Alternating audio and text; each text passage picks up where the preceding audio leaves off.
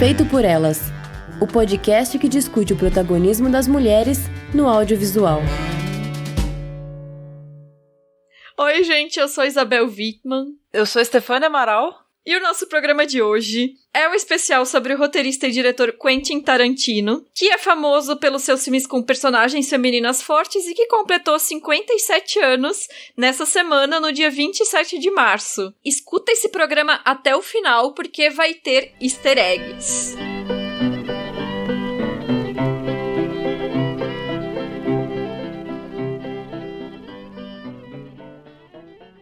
O estilo do Tarantino é marcado pela mistura de referências, ele faz uma colagem, né, muito pop, de alusões a filmes de outras épocas, a outras obras cinematográficas, a escolas do cinema, ele trabalha com muitas homenagens, e ele tem parcerias com atrizes como a Uma Thurman, a Pam Grier, a Melanie Lohan, a Zoe Bell, Rosaria Dawson, Rosie McGowan, Kerry Washington, Jennifer Jason Leigh, Margot Robbie. Ou seja, ele trabalha com uma série de profissionais, né, do cinema estabelecidas, muitas vezes criando também histórias que homenageiem elas. Então, vamos abordar esse diretor que trabalha tanto com as mulheres, né? E Estê, o que tu achas, no geral, da forma como ele retrata essas mulheres protagonistas no cinema dele?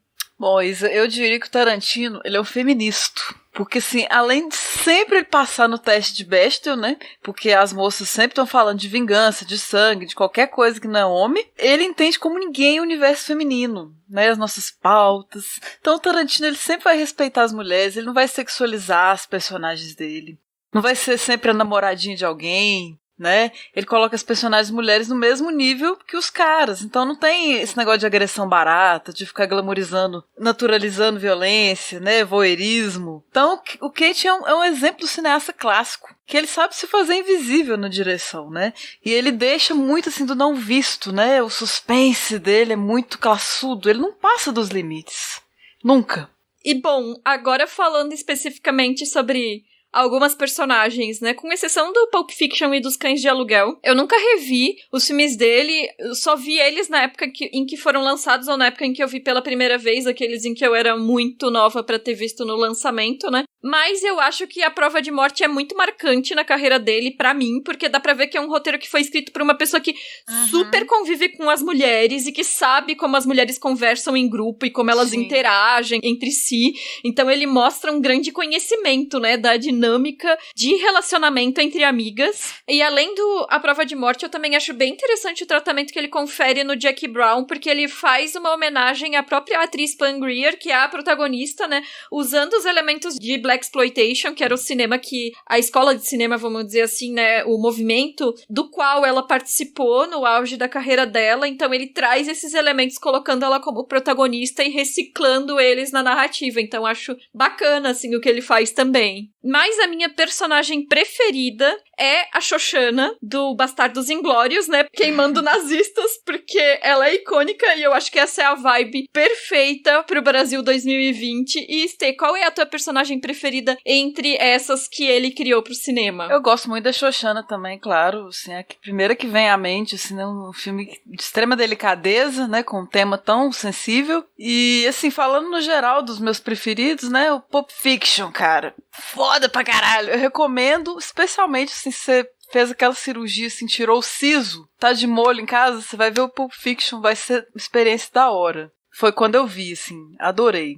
Foi maravilhoso. Não revi ainda depois disso. Já vale a pena por aquele gif do John Travolta perdido, né? Já fez valer o filme. Mais que o Oscar, né? Aquele gif faz o filme valer a pena. E a dancinha, claro. Dancinha icônica dos dois.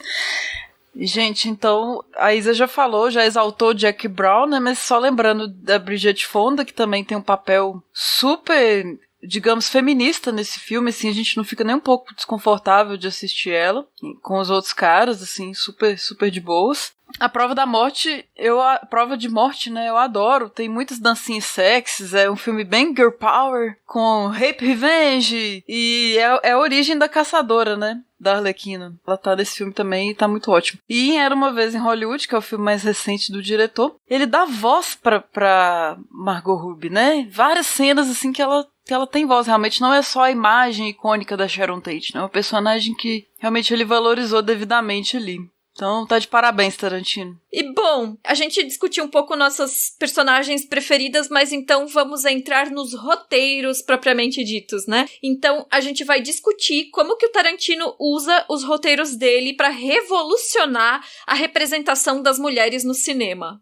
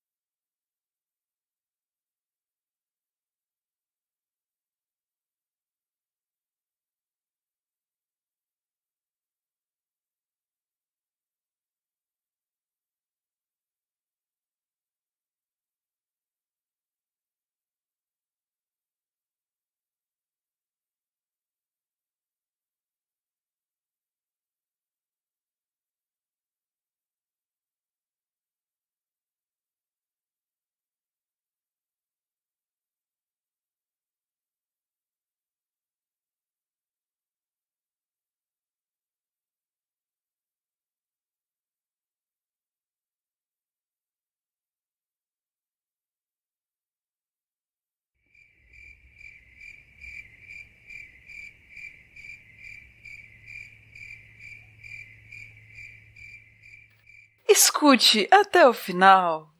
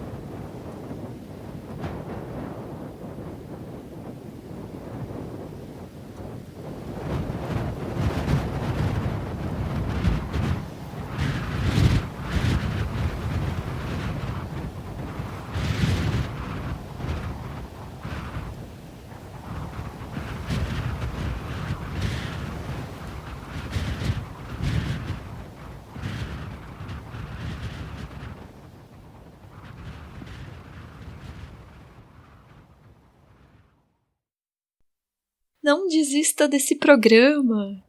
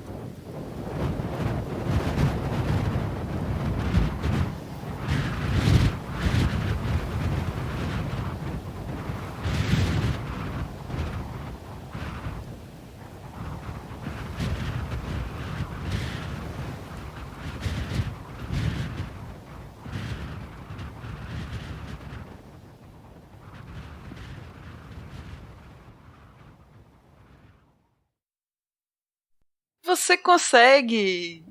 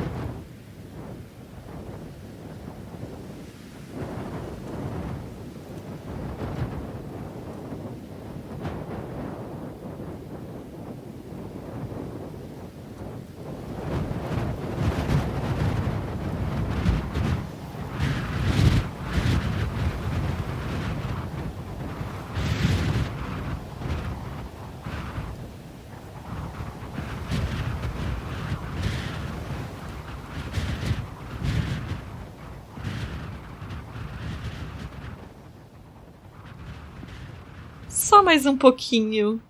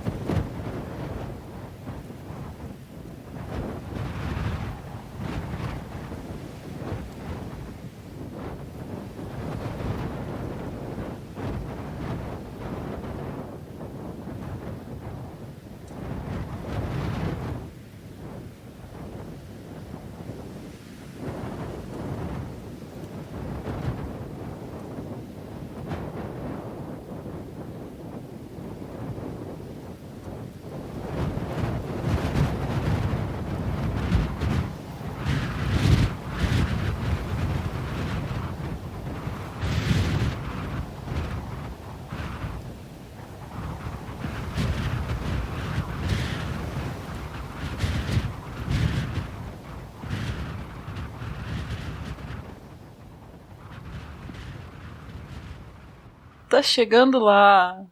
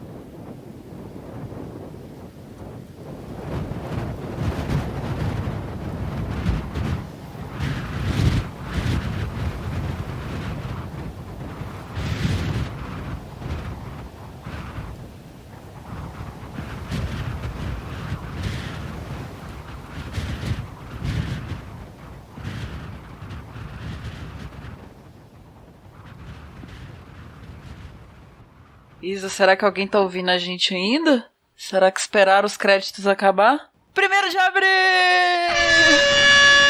Pegadinha do malandro! Yeah, yeah, yeah, yeah! E bom, gente, a Esteja falou, né? Esse podcast é uma brincadeira de 1º de abril. A gente queria dizer que tá liberado gostar do Tarantino, do mesmo jeito que tá liberado não gostar do Tarantino. E a gente manda um beijo pros filme bros, porque a gente pode ou não amar o Scorsese, o Nolan, o Fincher, o Tarantino. Algumas de nós amam alguns deles, outros não, enfim, faz parte, né, mas é isso, né, gente, cinema é muito mais do que isso, né, o importante é conhecer cinemas, né, e sua variedade.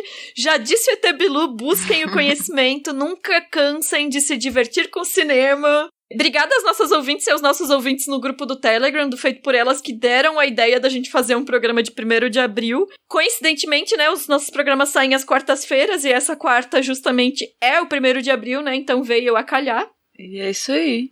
Obrigada pela audiência, pela paciência, e até a próxima. Espero que todo mundo tenha ouvido até o final e percebido que era uma brincadeira, né? E na semana que vem, nós voltamos com a programação normal. Valeu, pessoal. Beijo. Beijo, até mais.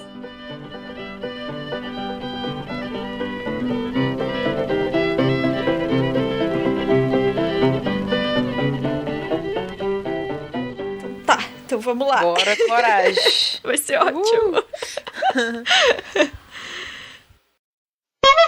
Eu sou a Henriqueta Lisboa. Tô brincando. 1º de abril. Não resisti. Mas a gente não pode mostrar que é 1º de abril no início, né, gênio? Então tem que fazer sério.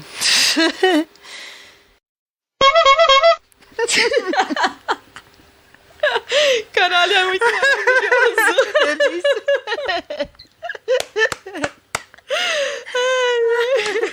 Ai, tá bom.